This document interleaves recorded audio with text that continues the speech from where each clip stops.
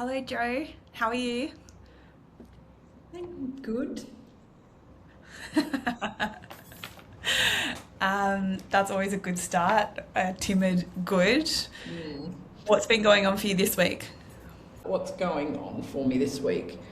Um, I feel I am in a weird sort of twilight zone of like we're getting really close to going, but there's so many things that still need to happen in that time that are completely out of my control, which I'm not enjoying whatsoever.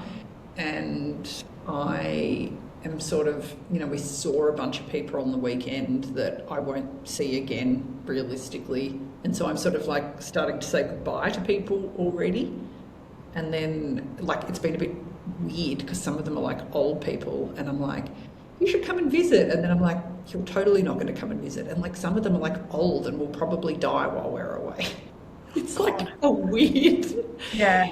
it's like a weird thing. And so I'm feeling a bit sort of flailing around this week at the moment. And I'm just sort of watching it be bedtime very quickly every day. And then I'm sort of like, I don't know, I'm not feeling like things are moving at a pace that I want. There is lots of things that I can't control and I'm not enjoying it in a Yeah. nutshell. That it sounds like you're in a bit of a holding pattern because, Mm. since you got back from your whirlwind trip to Bangkok, there's been lots of big things on the horizon, like selling the house, selling the cars, getting the dog sorted. But there's also lots of things that you have to wait for before you can do anything else, like selling the house, packing up the Oh house, my God. Literally all all those the dog things. is the Yeah. only thing. The dog And is so just they're completely big, sorted. but they're actually you can't do anything more about them right now. And that, yes, you are someone who likes to keep the momentum going. And so I thought maybe this week we could check in on what that mental space looks like for you when you're sitting in that holding space, and how you, I guess, keeping sense of your sense of self within that, and that momentum towards this end goal of leaving, alongside maintaining where you are right now. And as you say, you're saying goodbye to people. Like, there's a lot still happening while it feels like nothing's happening. Mm. Are you happy to dive into that space? Yeah. Yes. And you've just like articulated it perfectly in that it doesn't feel like I'm doing anything productive at the moment, which is um, it's like completely at odds with my my personality. I'm not very good at sort of just doing the waiting part. I'm like a complete geriatric millennial who wants everything to have happened yesterday, and I'm finding it really quite uncomfortable sitting like with this.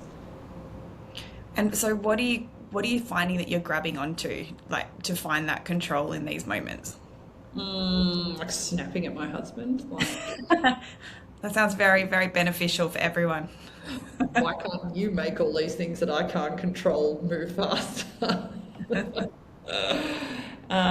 What am I doing? Well, I don't think I'm doing a particularly good job of doing any of that. Like I don't really actually know what to do. And I think that this is where it would have been really nice if someone else had done what we're doing, that I could just then watch how you sit with this bit and how you do this last sort of month at home, because I don't, I literally, I get into bed each night and I'm like, where did that day just go again? And then all of a sudden it's the weekend again.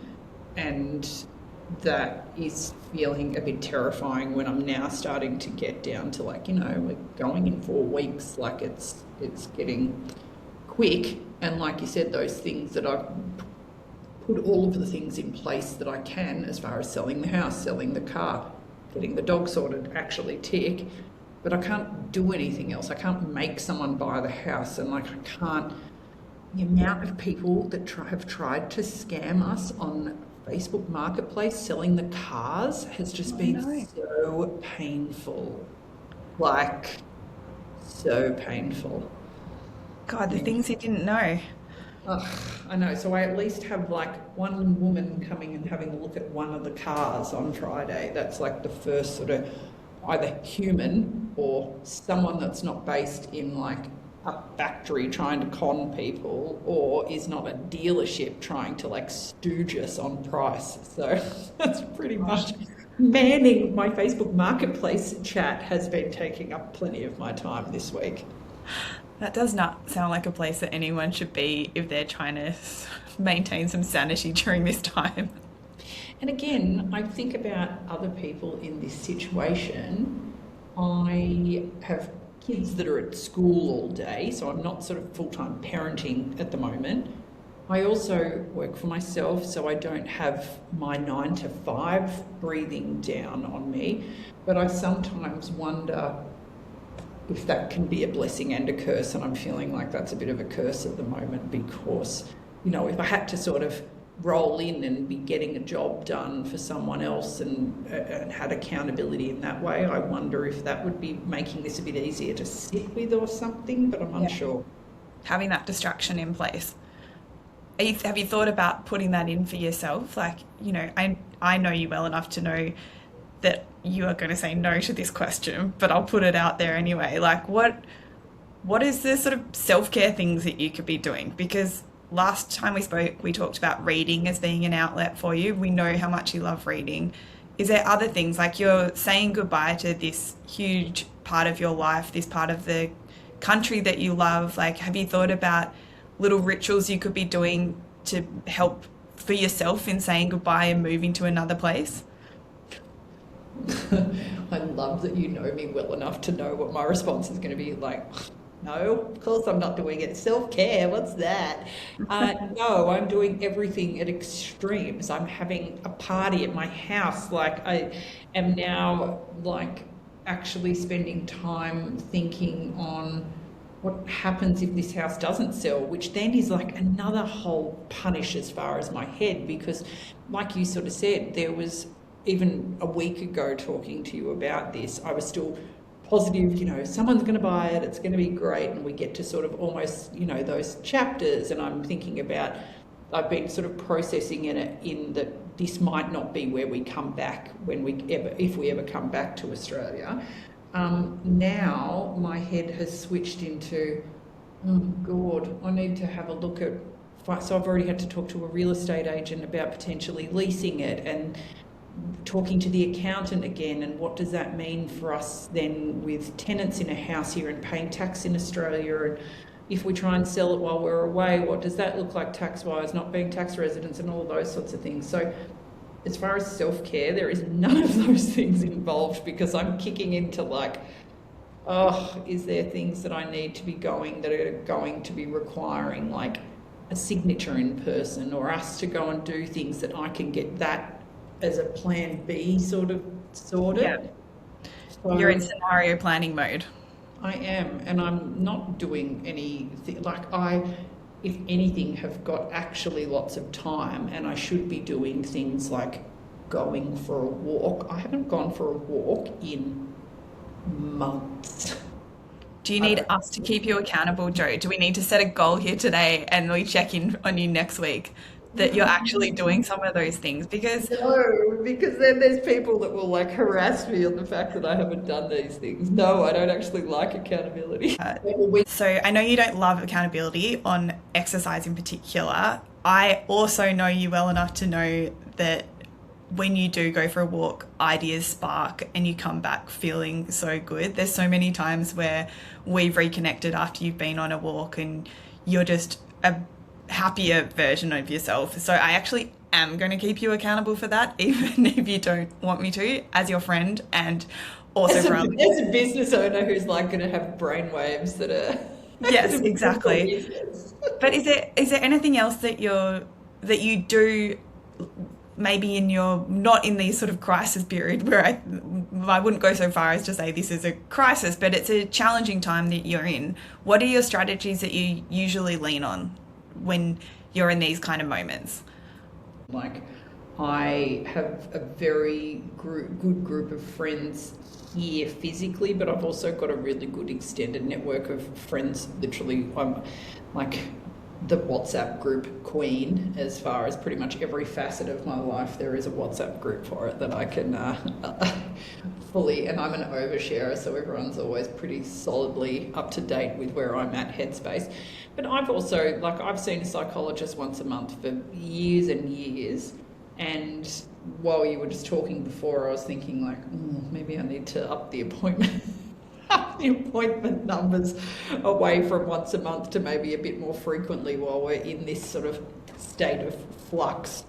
But it's been interesting because I was just thinking then I need to look at my calendar. I'm probably actually due for an appointment because it doesn't feel like I've seen her in a while. But I feel, and again, this goes back to things that we've been speaking about over the last couple of weeks, I feel that those appointments have almost been hijacked a bit by the kids, like, because I'm spending my time talking to her about the things that I can do as the mother to make this easier and smoother and things. Like, I found my notes from my most recent appointment that I have with her, and I don't normally take notes, but I spent the whole session pretty much talking about my eldest with her and how to make her life easier. And so I guess that is just another example of where the me in this situation drops off the radar, and even my own personal 1 hour of self-reflection and self-indulgence a month with a therapist gets hijacked by other people in my life.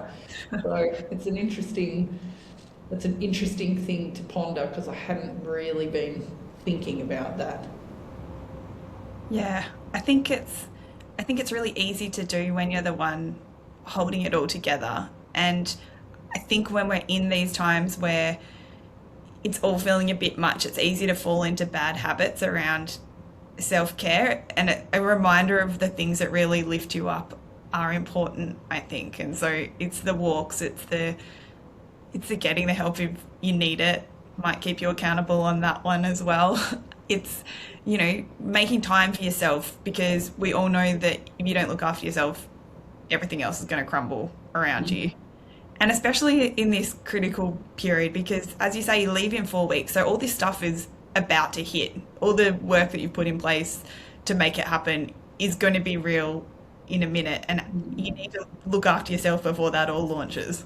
Yeah, it's funny you say that, because I'm obviously like thinking, I woke up with like a super sore jaw this morning, which makes me think that I was like clenching or grinding my teeth while I was asleep last night. So I normally sleep like a log, so when I don't, I sort of am a bit like, ugh. So I've been feeling pretty scatty this morning, which makes me think that I was like clenching my jaw last night.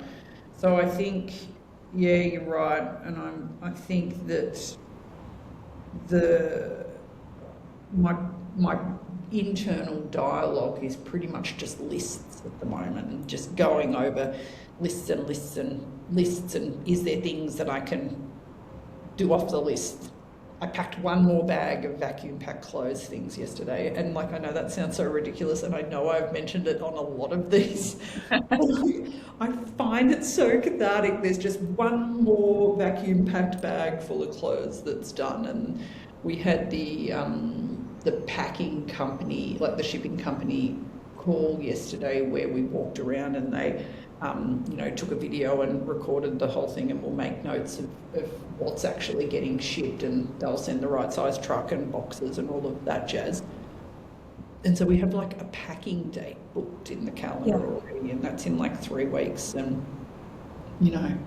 it's just made me think that I need to go and make sure that our temporary accommodation here has been sorted, because I haven't actually had that confirmed, which is annoying. So that's another job that I've just thought of that I need to do. But this is what happens, like that dialogue of being lists, and I think, okay, that's ticked off, but that has then triggered something else that needs to action in there. So, and that's exhausting. That's a never-ending list that creates another list that creates another list. So I can see why your jaw might be a little clenched. Yeah, but you know what's so funny, that now that I'm actually saying that out loud, I'm a list girl. I write written lists, I use tech and things. I haven't actually been physically or digitally writing all of these things down, which is really quite out of character now that I think about it. And I think it's because I have this probably subconscious feeling that, we've got a relocation agent, like they're doing these things, and so they'll tell me when I need to action things. So that's probably not helping my sort of feeling of control either, because I haven't actually actively mapped this out, which, okay, doing what Joe says, not what Joe does, for when you're going through this yourself, that's probably something that would be probably quite helpful, is for me to sit down and say, what still needs to happen with the house? What needs to happen with plan B with the house? And actually writing all these things. What do I need to do with actually, I have written a list for the party. That has been... Excellent. I've got my list. I've got my shopping list. I have got who's bringing what, because you'll be very proud of me. I text everyone on the weekend just confirming details and said, if anyone wants to give me a hand, message me and I'll tell you what you can bring. And heaps of them did. And so I was like, great. Amazing. Upload. But that's the only thing I've written a list for, which is ridiculous. That, again, knowing you, that is a little out of character. So, yeah. And also to trust someone enough that they're going to handle it all. And with no concept. I shouldn't say no concept, because I'm sure that you've moved people that live in a more isolated place like us. But that's... I don't know, I'm not going to beat myself up about it. No, I wouldn't beat yourself up. But I think it goes to one of my other questions that I had, which is, I guess, your sense of identity in all of this, because how are you feeling in this period, in who you are and how you're showing up as someone who's about to leave this place that you've called home on and off for a long time to a new place? So you're saying all these goodbyes. Like you said, you've said goodbye to people on the weekend that you might never see again. You're on track to recreate your identity in a whole new country.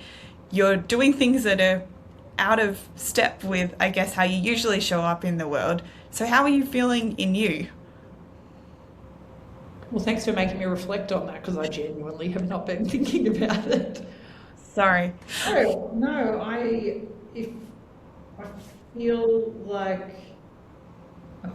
feel like a combination of like an event manager and a logistics coordinator and like counsellor, and then I don't know, I feel normally, I guess I do play all those roles anyway, but I feel it's just those with bigger impact out the other end, possibly. Because, I manage our social life. I manage, the kid logistics and those sorts of things, and most people's welfare and bits and pieces at the best of times. But, I feel like it's just a bit more like that in a pressure cooker situation. Yeah. And is anyone looking after you? Like, genuinely? Because I know you have loads of friends, and I know there's so many people that really care about you, but do you have many friends that actually get it, that have done this recently and are thinking about everything that you're going through and checking in on you in that respect? No. And I can say that no like that because I don't know many people that have done this ever, let alone at the moment.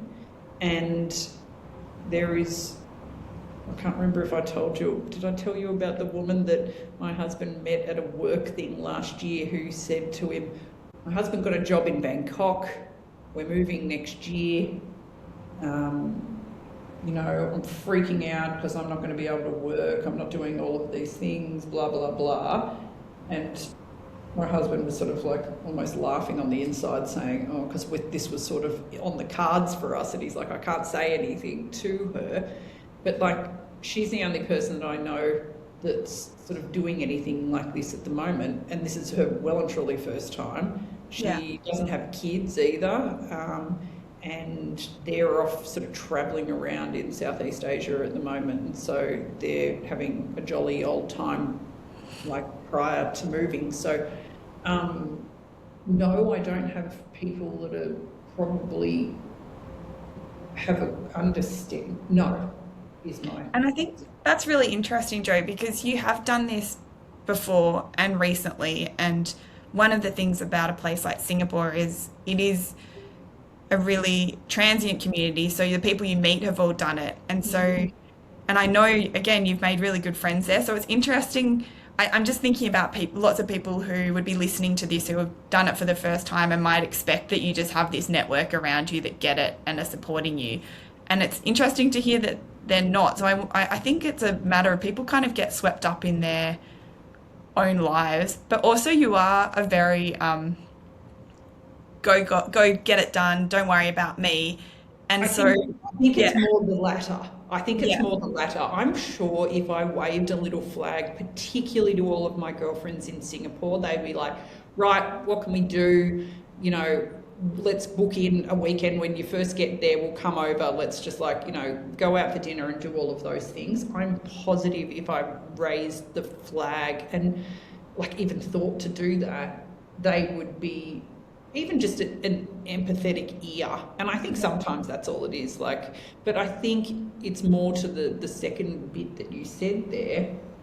I don't think people would think to check in on me in particular because I'm not normally all that fussed with things and I do sort of just take things in my stride. And to be fair, if we weren't doing these recordings, I would not be reflecting on this at all. Like, at all. We would just be like steaming through it. My husband just would to be probably. clear, I'm a really good friend, so I would be checking in on you, and that's the whole reason why we started doing this. So I just want to put that out there as well. Okay, so I should I should actually re-answer your question. I have one friend who's looking after me, and she just But happens she's to be also trying to recording. make great content out of it.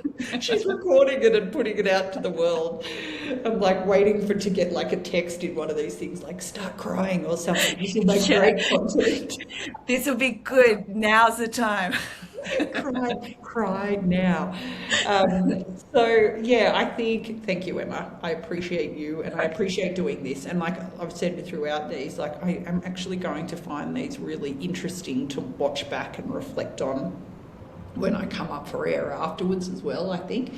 But yeah, it's interesting. I think that it is probably a combo of personality and people don't think to check in, and that's Yeah. not even like realistically, that's not even just related to a relocation.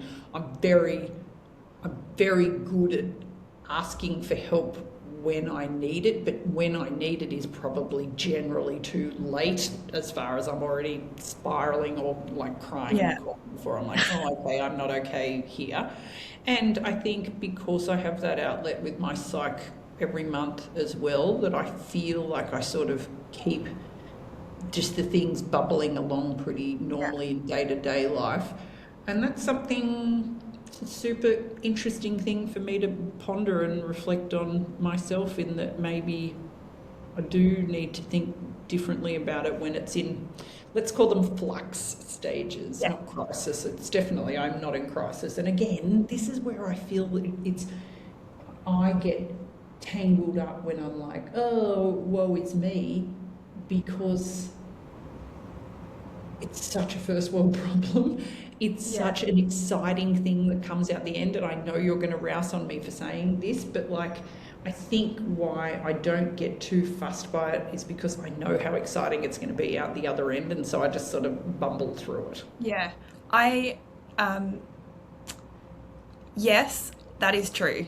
It is a really privileged position that you're in, but that's kind of why Allura exists, because everyone makes that assumption that, oh, as an accompanying partner, you're getting to go on this great adventure. You've usually got a package for your partner that remunerates in a way that you'll be able to live no matter what. Like, who cares kind of thing. Yeah. And it does matter. So, like, all these things that you're talking about really do matter. It's the whole reason you and I have started a business together. So don't shame our idea. I think I'm exhibit A. I am exhibit A of, and this is like why this kicked off in the first place, is because like you and I felt like this. Yeah, and I do think, I mean, you and I both are similar in our personalities in that we'll just keep pushing probably until we get to a point where it's a bit of a challenge. I know I always joke that we're not similar at all. That's another similarity that we have. But I think it's really important for people to hear that even someone like you, who on face value looks like it's all fine, is struggling and does need a bit of support. So And has a sore jaw or it's a sore jaw, like, God, your body's telling you, like, there's a few signs around there. So I'm going to give you some tasks for this week to report on. The first one is the walking. It's getting out and moving your body and enjoying the beautiful place that you live in and doing some little goodbye rituals of that space, because it's so different to where you're going in Bangkok. You're not going to have those huge horizons and those big dawns and dusks. So go and enjoy them and report back on how that feels.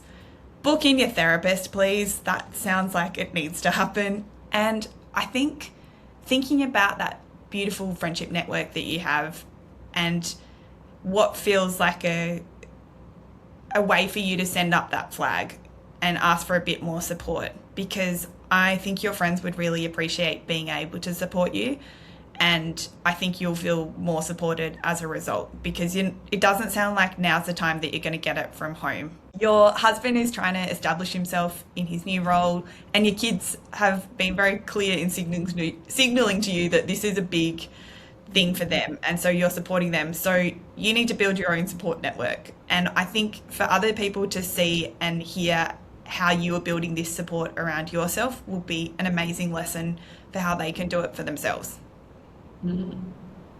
Noted. I've written it down. Homework for the week. You made a list. Made a list. My second list for my relocation.